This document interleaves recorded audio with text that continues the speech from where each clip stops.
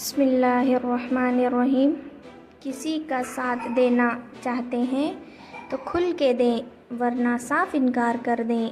درمیانی راستہ منافقت کا ہوتا ہے اور منافق انسان کسی رشتے کے لائق نہیں ہوتا۔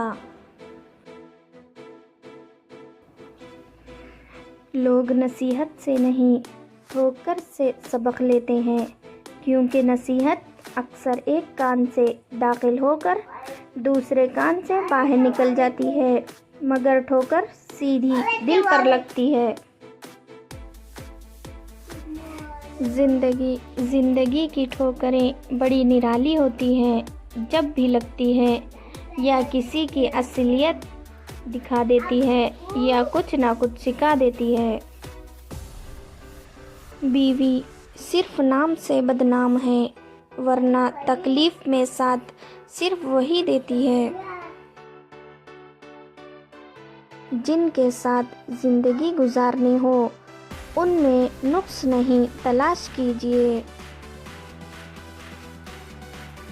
کبھی کبھی ہم تھک جاتے ہیں یہ ثابت کرتے کرتے کہ بے شک ہمارا طریقہ غلط تھا، پر ارادہ نہیں۔ شرافت وہ چیز ہے جو لوگوں کے کردار میں نہیں صرف باتوں میں ہوتی ہے۔ دل مت دکھاؤ، کسی کا اتنا دل مت دکھاؤ کہ وہ اللہ کے سامنے تمہارا نام لے کر رو پڑے، کیونکہ ٹوٹے ہوئے دل کی آہ عرش تک جاتی ہے۔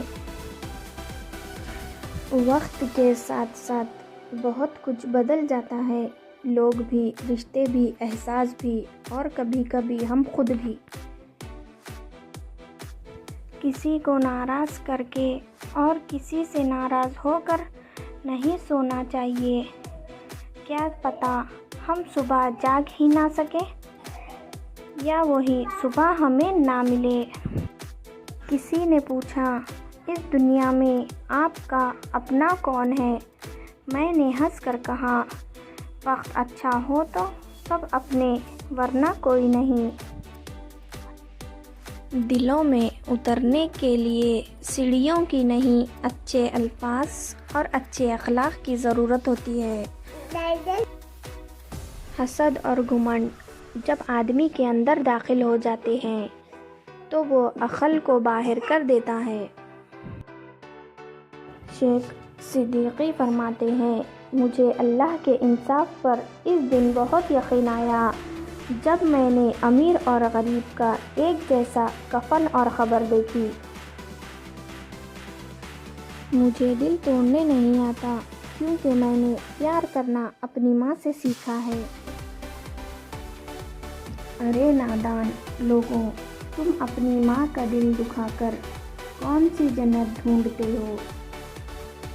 میری ماں نے بتایا، بیٹا جب تو پہلی بار بولا تھا تو میں چلا اٹھی تھی، جھوم اٹھی تھی، تجھے چوم اٹھی تھی، اور اب تو جو بولتا ہے تو میں سہم جاتی ہوں، ڈر جاتی ہوں، مر جاتی ہوں۔ اے رب العالمین، ہمیں ہر آنے والے دکھ، تکلیف، ذلت، رسوائی، مصیبت اور پریشانی سے محفوظ فرما رب العالمین۔ بے شک ہم سمجھتے ہیں کہ قبروں میں جانے والے کتنے سکون میں سو رہے ہیں، لیکن دراصل وہ سو ہم رہے ہیں، وہ نہیں۔ بے شک نماز ہی بہترین ساتھی ہے، دنیا سے قبر تک، قبر سے حشر تک، اور حشر سے جنت تک۔ نماز کا رہ جانا دنیا کے ہر نقصان سے بڑا نقصان ہے۔